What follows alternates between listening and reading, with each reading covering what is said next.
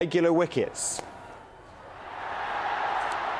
Kevin O'Brien kept things interesting with an innings of 37, but then Shaiful Islam took a match-winning 4 for 21 to help bowl out Ireland for 178, giving the home side victory by 27 runs.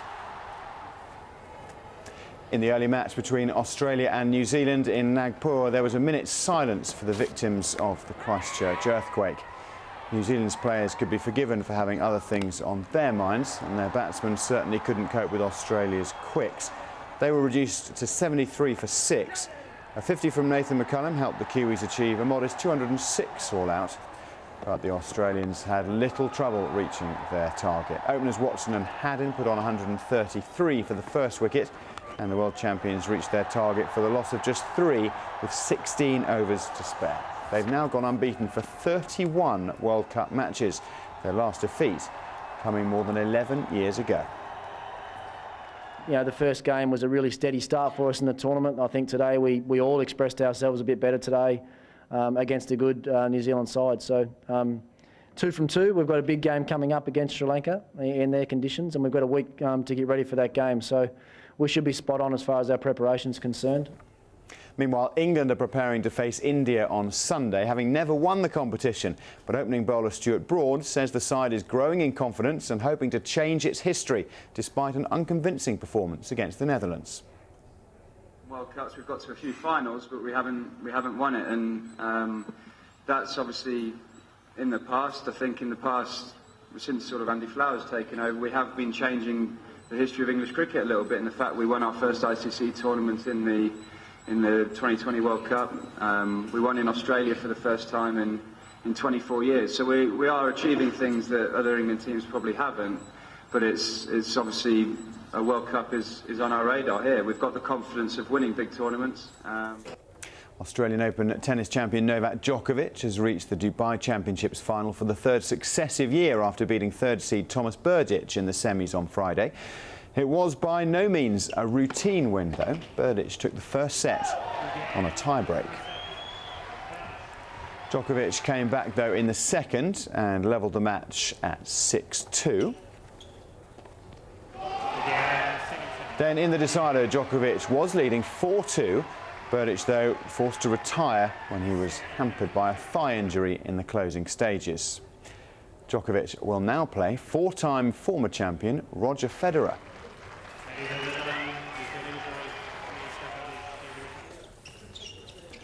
Well, Federer defeated the unseeded Richard Gasquet. Having won the first set, the top seed and 4-time champion was threatened briefly when Gasquet broke to lead 5-3 in the second. But he failed to serve out the set, attempting a soft drop shot that fell short, and the Frenchman then netted a forehand to give Federer a further break for 6-5 and did the same on match point. Also on Friday, women's world #1 Caroline Wozniacki stormed into the final of the Qatar Ladies Open. The top seed has hardly been pushed in Doha and had a straightforward semi-final against unseeded Marion Bartoli. Her next challenge will be the 2nd seed Vera Zvonareva. Sana Hamouche reports from Doha.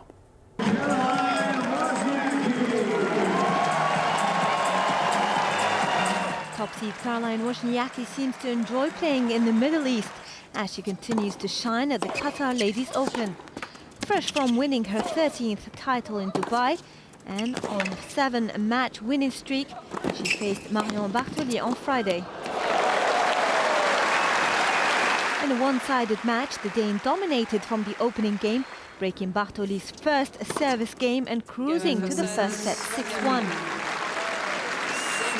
It was the same story in the second set as the world #1 wrapped up the match in just 65 minutes to stay on course for a 2nd title in a week. Very happy about the way I played today, definitely. You know, I think I've played very well the whole tournament, so I'm so happy to be in the finals here. And I mean, I always play great, and the crowd is amazing and takes so good care of us here. So. The second semi-final was a much closer encounter, which saw 2008 runner-up Vera Zvonareva against 5th seed Jelena Jankovic. The Russian is no stranger to Doha and started strongly, winning the opening set 6-1. But despite a knee injury, Jakovic fought back to level the match 6-2. A tumble in the third didn't help her cause, though, as the second seed Zvonareva sealed it 6-4 to make her second quarter-final. The world #1 Caroline Wozniacki is through to the final. The Dane will be facing a tough challenge from second seed Vera Zvonareva on Saturday. Sana Hamouche, Al Jazeera, Doha. In football, English Premier League club Manchester United have again been forced to deny that they're about to be bought up by representatives of the Qatari royal family. Reports in a British newspaper linked Qatar Holdings, the same company that owns the Harrods department store, with a bid of $2.4 billion for the club. But the 18-time league champions have said the Glazer family remain fully committed to their long-term ownership of United, having bought it back in 2005. And one of their ex-players, David Beckham, has resumed training with the LA Galaxy ahead of what could be his final season in the MLS, as his current deal runs out at the end of next term. The 35-year-old midfielder spent the last 2 months in London training with the English Premier League side Tottenham Hotspur, and there was talk that he could play for Spurs, but Galaxy couldn't agree a loan deal with the London club. Beckham, though, says that he's now fully focused on the Galaxy and on playing a full season for them after his previous 4 have been affected by injury. My main objective was to get fit for the Galaxy and for the MLS season. That was my main objective. My main objective wasn't to play for a Premiership team. You know, I was thankful to Spurs and to Harry, the way they looked after me, and you know, I think it was frustrating for Harry because he's already said that he would have liked to have signed me for, you know, for the time. And that's all his sport for now. Thanks so much, Ashley. Well, that's it for the news hour, but stay with us here in Al Jazeera for another full news bulletin. That's just in a few minutes at the top of the hour.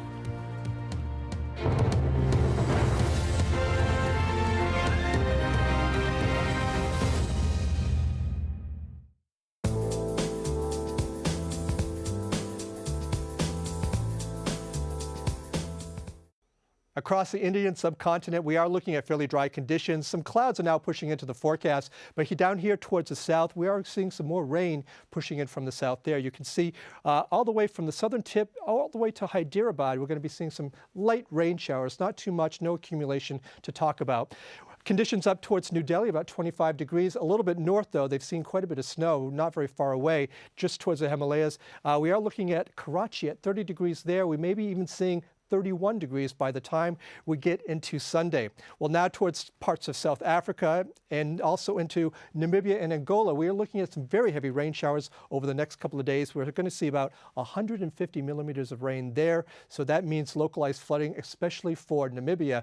Also into northern parts of Mozambique, 20,000 people have been displaced around those river valleys, and that's going to still be a problem over the next couple of days, but not bad for Johannesburg. 26 partly cloudy conditions with a few showers in their forecast. Cape Town looking quite nice at 29 degrees. Across the Arabian Peninsula, we're looking at fairly nice conditions, dry conditions, as well as warm conditions. Doha at 28 degrees, Riyadh at 33, and possibly some haze in the forecast.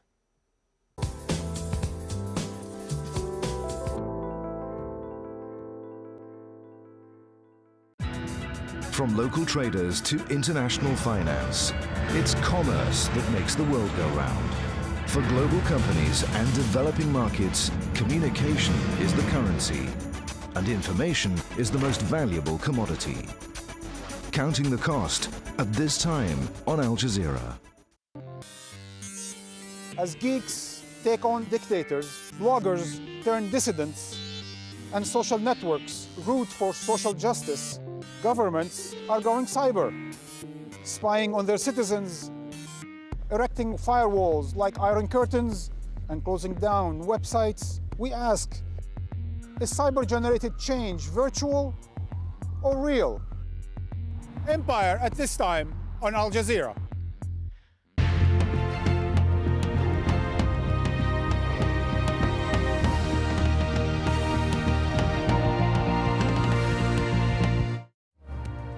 Taking the fight to his own people, the embattled Libyan leader appeals to his supporters as his son appeals to the West.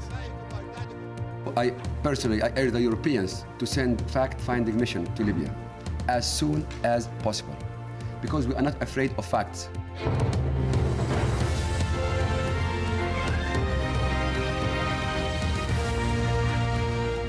Hello, I'm Sami Zaidan in Doha. This is Al Jazeera. In the next 30 minutes, we'll have the very latest from Libya, where Muammar al-Gaddafi is defying the uprising against him. Well, that's entering its 9th day now. Protesters are getting more support from outside of the country. The violence must stop. Those responsible for so brutally shedding the blood of innocents must be punished. The UN joined some of Gaddafi's own men in calling for an end to the brutal crackdown on demonstrators. And the US and NATO slapped sanctions on Gaddafi and his inner circle.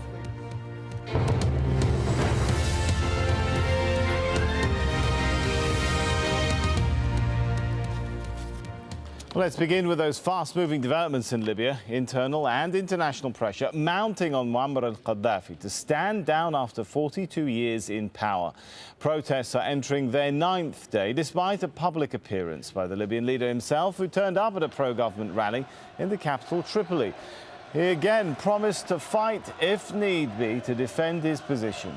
Those who oppose him have not backed down. Some protesters faced another violent crackdown. There are reports of yet more deaths.